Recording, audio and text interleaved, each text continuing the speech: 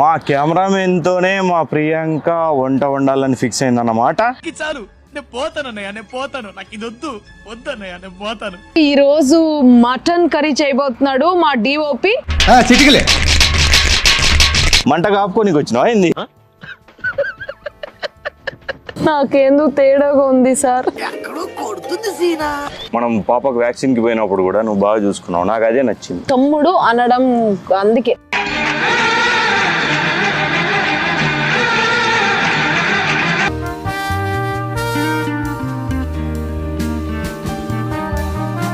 Mutton వేసినోడు పెద్ద పని start అవుతుంది.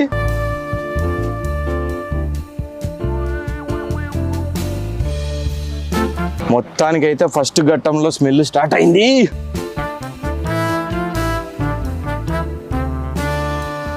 ఆ మట్టి పాత్రలో వండినవి చూసినావా? అదే ఇది మంట 50.